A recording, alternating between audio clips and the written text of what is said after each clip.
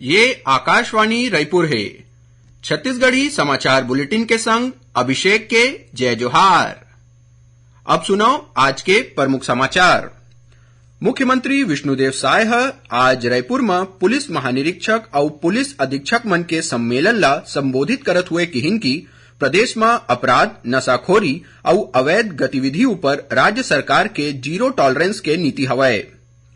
बीजापुर जिला में राज्य शासन के आत्मसमर्पण और पुनर्वास नीति ले प्रभावित होके 5 लाख रुपया के एक इनामी माओवादी समेत और 3 माओवादी मन पुलिस के आगू आत्मसमर्पण करे है। और सारनाथ एक्सप्रेस में आज बिहनिया आरपीएफ के एक आरक्षक के बंदूक ले अलकरहा गोली चले ले उखर मौत हो गए और एक यात्री गंभीर रूप ले घायल हो गए। अब समाचार विस्तार ले। मुख्यमंत्री विष्णुदेव साय कहिन की प्रदेश में अपराध, नशाखोरी और अवैध गतिविधि ऊपर राज्य सरकार के जीरो टॉलरेंस के नीति हवय। अपराध ऊपर नियंत्रण नहीं होइस त संबंधित जिला के पुलिस अधीक्षक ऊपर कड़ा कार्रवाई करे जाही।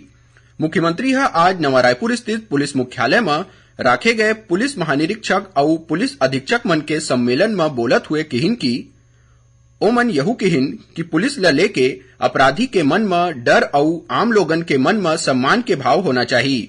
शराब, जुआ, सट्टा जैसन सामाजिक बुराई समाज ल भीतर ले खोखला कर देथे। जब जवान लइका मन एखर ले प्रभावित होथे तो यह सबले ज्यादा चिंताजनक है। मुख्यमंत्री कहिन की प्रदेश के माओवाद प्रभावित क्षेत्र में हमर जवान मन कठिन परिस्थिति में माओवादी मन से मुकाबला करत है।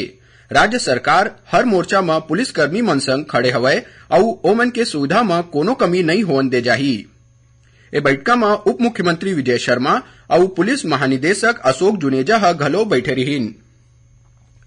भारतीय जनता पार्टी के नेता और केंद्रीय गृह मंत्री अमित शाह कहिन है कि अवैया लोकसभा चुनाव ले पहली नागरिकता संशोधन कानून ला अधिसूचित करके लागू कर दे जाही।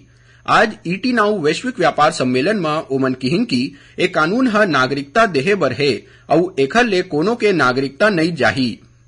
गृहमंत्री कहिन की देश के इतिहास में पहली बार आम चुनाव 2047 तक भारत ला विकसित राष्ट्र बनाए बर लड़े जाही। ओमन कहिन की विकसित भारत बर अधिकतर काम के शुरुआत प्रधानमंत्री नरेंद्र मोदी के तीसरैया कार्यकाल में होही।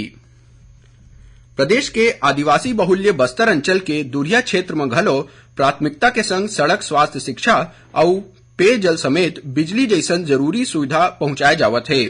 सुकमा जिला के इत्तेपारा गांव में 1 बछर के बाद लोगन मन ल फेर बिजली मिले है। पूरा गांव बिजली के अंजोर ले जगमगावत है। बिजली के सुविधा मिले ले गांव के लोगन मन मुख्यमंत्री विष्णुदेव साय और उप मुख्यमंत्री विजय शर्मा के आभार व्यक्त करे है। सुनैया मन ल बता दन की उप मुख्यमंत्री विजय शर्मा पाछू 3 फरवरी के सुकमा जिला के प्रवास में इत्तेपारा गांव के भ्रमण करके वहां के मनखे मन संग भेंट करे रहिन।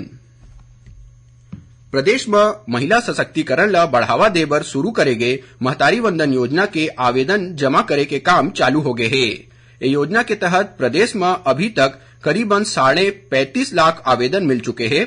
सुनैया मन ल बता दन की ये योजना के तहत पात्र माईलोगिन मन ल हर बछर 12,000 रुपया के सहायता राशि दे जाही। क्रेडा के मुख्य कार्यपालन अधिकारी राजेश सिंह राणा बताइन की क्रेडा कोतिले संचालित योजना मन के मॉनिटरिंग और उपभोक्ता मन से मिले शिकायत के निराकरण बर प्रभावी व्यवस्था लागू कर दे गए है। एमा सब्बो संयंत्र के सरलग और सुघ्घर संचालन ला पक्का करे बर क्रेडा संचालन और संधारण शाखा के अधिकारी मन के टीम तैयार कर जिम्मेदारी देवत हुए दिशा निर्देश जारी करे गए है। क्रेडा के पहली ले स्थापित और अभी बनत हुए संयंत्र के गुणवत्ता के मॉनिटरिंग बर गुणवत्ता सेल के गठन करे गए है। संगे संग प्रधान कार्यालय लेवल में इलेक्ट्रॉनिक गजट, वेब पोर्टल और टोल फ्री नंबर ले बंद संयंत्र ले जुड़े शिकायत दर्ज कराए और ओखर निराकरण के निर्देश घलो जारी करे गए है। छत्तीसगढ़ी समाचार बुलेटिन आप मन आकाशवाणी रायपुर ले सुनत हव। छत्तीसगढ़ के खबर ले है आपकी वास्ता और खबर के विश्वसनीयता ले है हमर वास्ता। आकाशवाणी समाचार रायपुर के प्रादेशिक समाचार बुलेटिन के संगे संग हमार समसामयिक कार्यक्रम आप रेडियो के संग अपन मोबाइल में घलो सुन सकत हव। आकाशवाणी समाचार फेसबुक, ट्विटर और यूट्यूब में घलो हावय। हमार फेसबुक पेज हरे Chhattisgarh news on AIR, Twitter handle CGAIR news और हमार यूट्यूब चैनल हरे छत्तीसगढ़ AIR न्यूज। तो अब रेडियो के संगे संग आपके मोबाइल के माध्यम ले हम आप तक पहुंचत हन। छत्तीसगढ़ के हर खबर पर सुनत रहो आकाशवाणी समाचार। अब आगू बढ़बो बाचे समाचार कोती।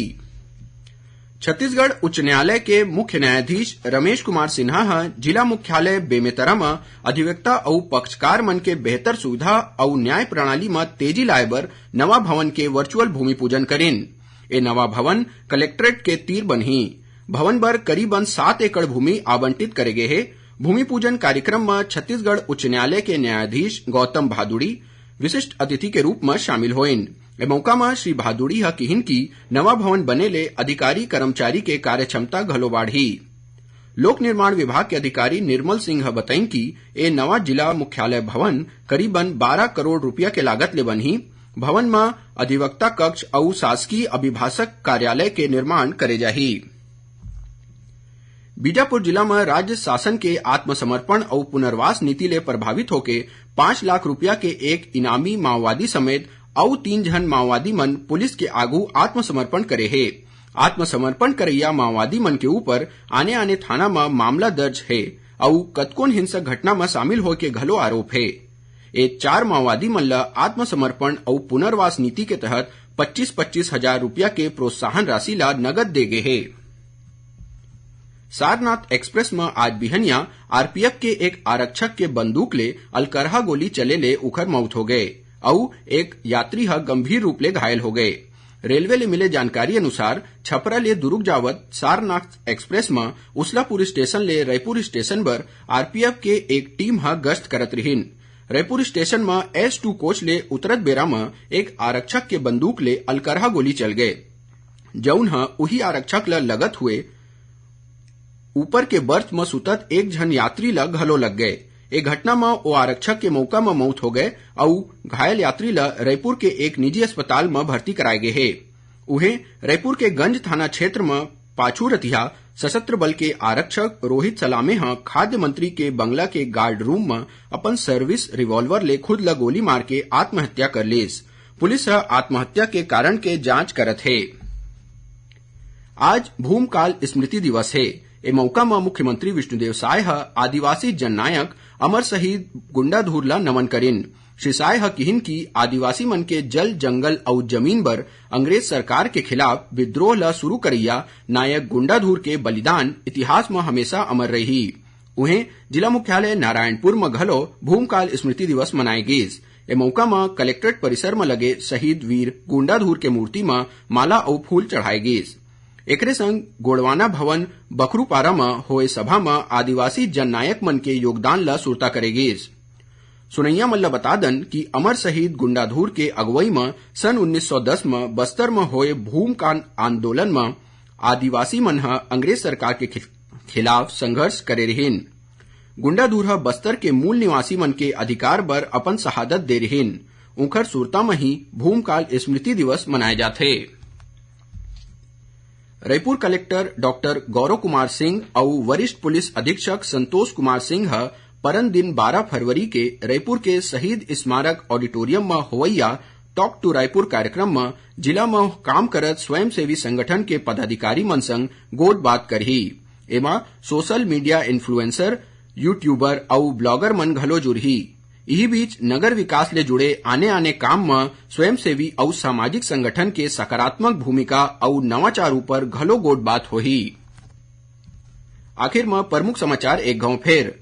मुख्यमंत्री विष्णुदेव साय आज रायपुर में पुलिस महानिरीक्षक और पुलिस अधीक्षक मन के सम्मेलन ला संबोधित करत हुए किहिन की प्रदेश में अपराध, नशाखोरी और अवैध गतिविधि ऊपर राज्य सरकार के जीरो टॉलरेंस के नीति हवय। बीजापुर जिला में राज्य शासन के आत्मसमर्पण और पुनर्वास नीति ले प्रभावित होके 5 लाख रुपया के एक इनामी माओवादी समेत 3 आने आने माओवादी मन पुलिस के आगू आत्मसमर्पण करे है। और सारनाथ एक्सप्रेस में आज बिहनिया आरपीएफ के एक आरक्षक के बंदूक ले अलकरहा गोली चले ले उखर मौत हो गए और एक यात्री गंभीर रूप ले घायल हो गए। एकरे संग छत्तीसगढ़ी समाचार बुलेटिन इहे सिरावत है। जय जोहार।